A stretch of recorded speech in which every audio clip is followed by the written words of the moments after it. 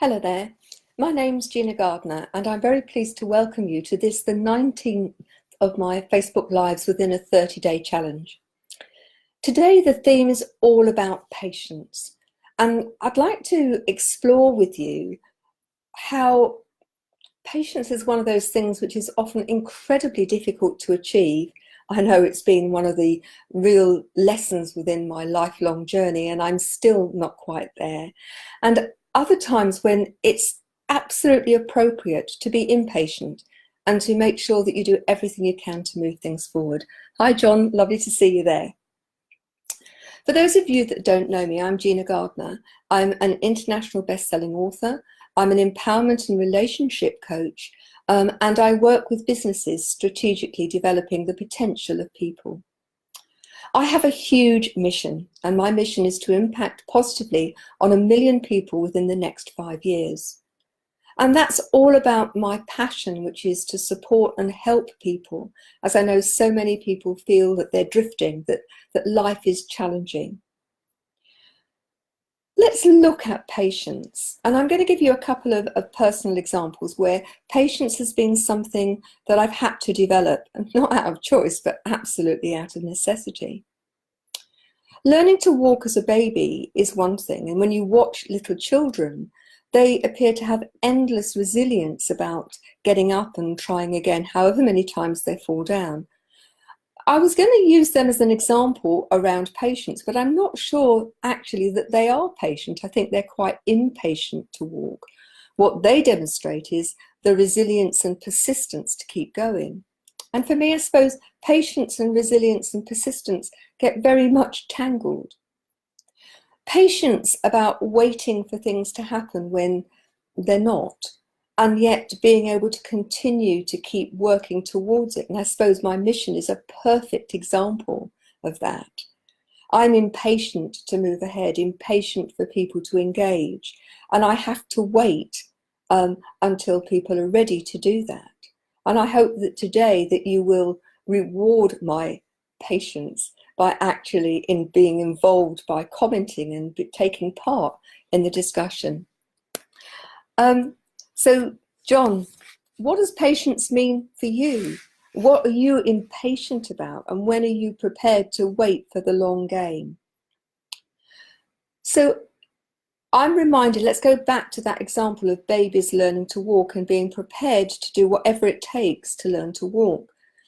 When I became wheelchair bound for the first time and life was incredibly challenging, and I would go to physio and get very upset about the fact that I wasn't showing progress quickly enough, and no amount of progress was actually going to be quick enough, but progress was really, really slow. I was given a great piece of advice by the physio, which was don't look for progress over a day or a week or even a month. Look for it over a bigger period, and then you will actually see that you have come a distance and that you have made progress, and you'll get far less frustrated.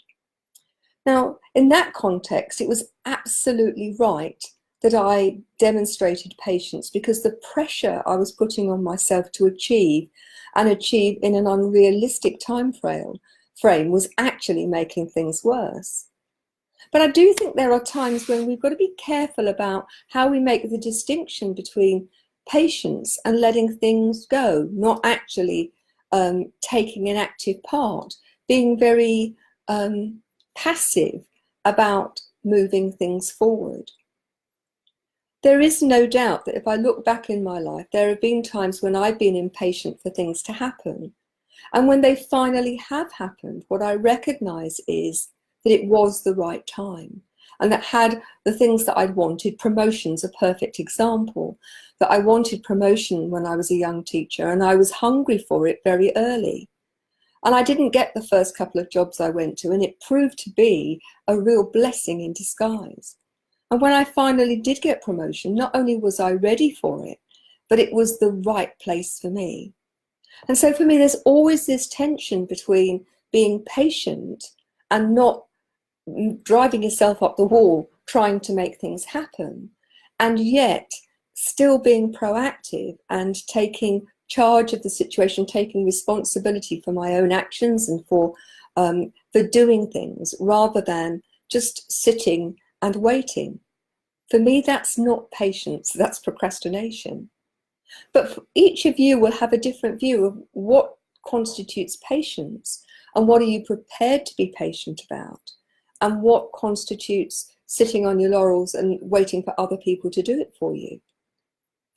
If I use the example of my garden, for example, I will plant a bulb or I'll plant seeds, and I have no problem in being patient, waiting for it to come up.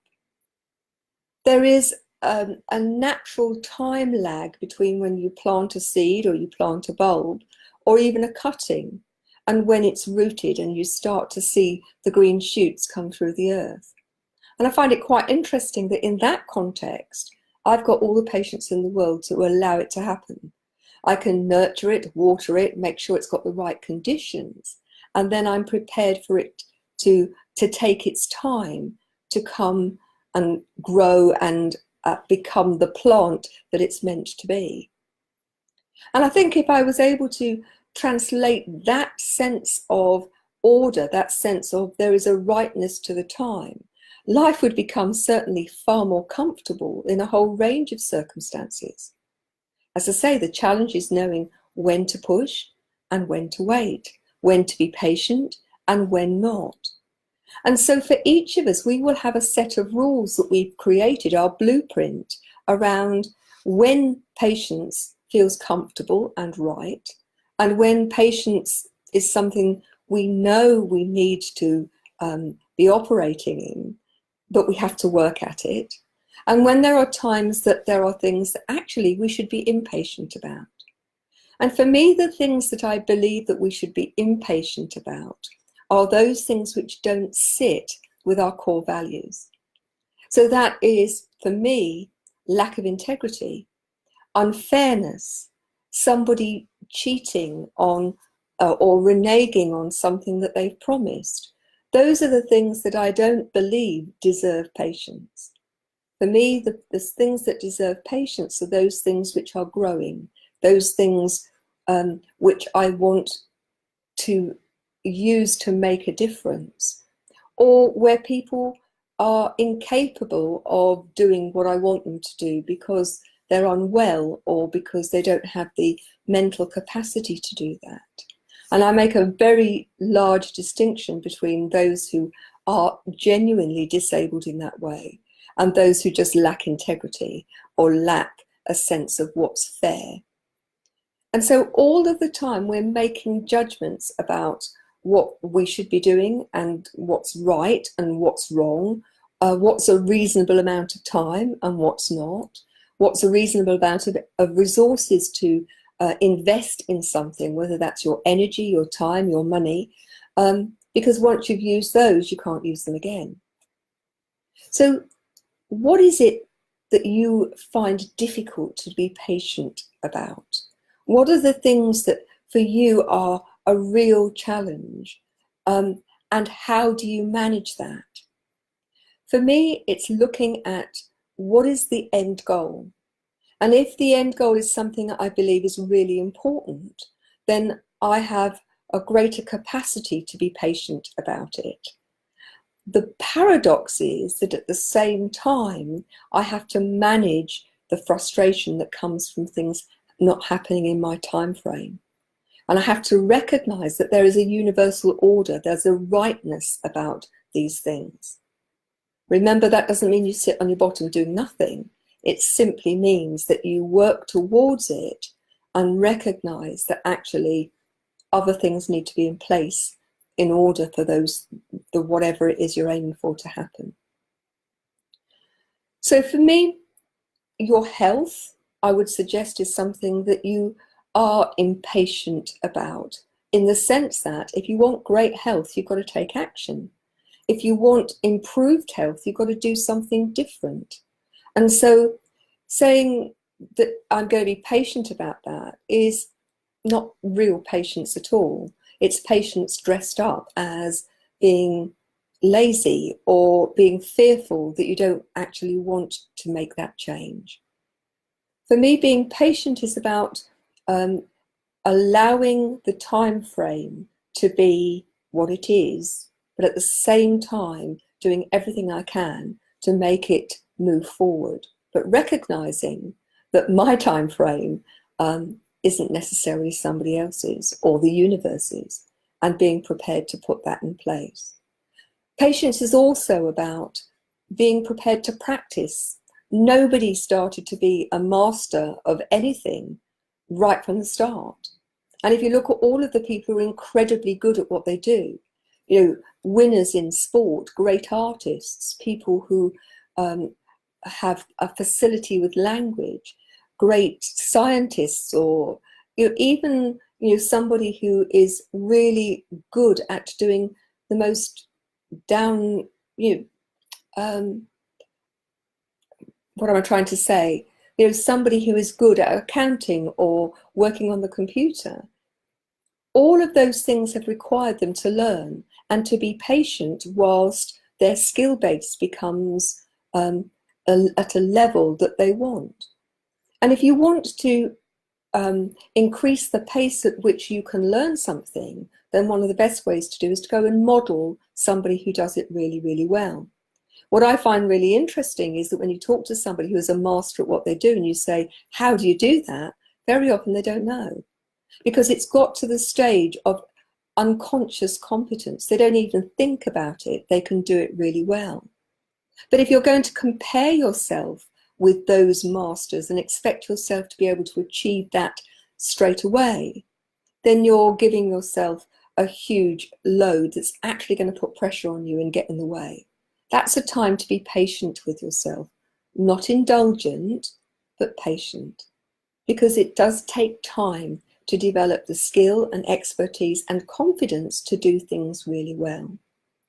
Patience, or lack of it, infiltrates every area of our lives. It doesn't matter whether you're talking about patience with yourself, and very often we're more impatient with ourselves than we are with other people. And I would really urge you to have a similar criteria for yourself as you do others. If you would think that for somebody else that's a good effort and they're doing something as well as they can, then why is it that you actually expect more of yourself? And we all do it. So patience is about how you operate within the world. What's your blueprint for what you think is right and wrong, reasonable, unreasonable? And it's not only about the pace of things moving and changing, but also the way in which it's done. Instant learning is unusual, happens occasionally, but most people have to put the work in order to learn the lesson and to become proficient at it to the point of mastery.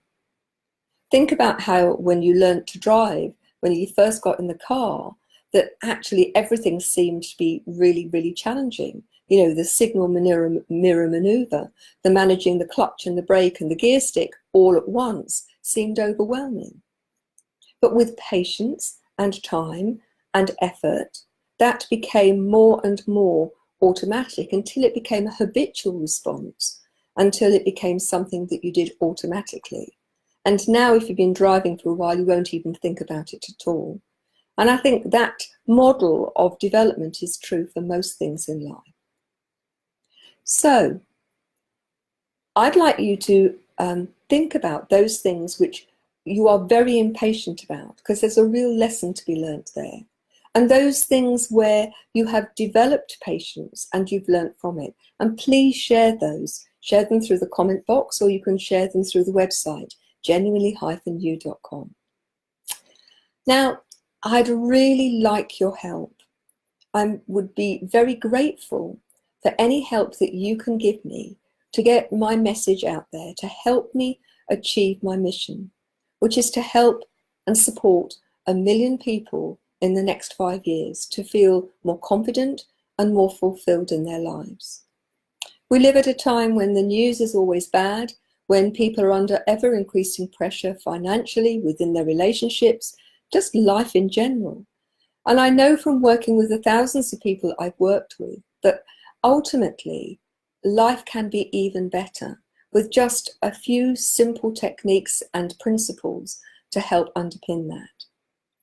Now, just like a stone dropping into a pond and creating ripples, this movement is about helping people step into their power, and in doing so, have the confidence to help other people to do the same. And I would ask you to help by getting involved in this, by going and joining the Genuinely You Facebook group, by sharing these videos, and by helping people recognize that there is something out there for them if they would like their life to be even better. I put the details actually on the blurb that goes with this Facebook Live. And if you want to join a group of people who are like-minded, who also want to have an improved life, to make the life the best it can be for themselves and the people that they love and care about and work with, then you can try out the Thrive Together Tribe membership group just for $1. You can try it out for a month, look at the resources, take part in the interactive coaching sessions, which happen twice a month. You can dip into or try sequentially the activity program, the Thriving Not Surviving Personal Development Program, with its activity book and its themed journal. And you can try that for absolutely no risk, $1. It takes that to actually trigger the whole thing going. So please come and join me. Help me make my dream a reality. And in doing so, help lots and lots of other people to do the same.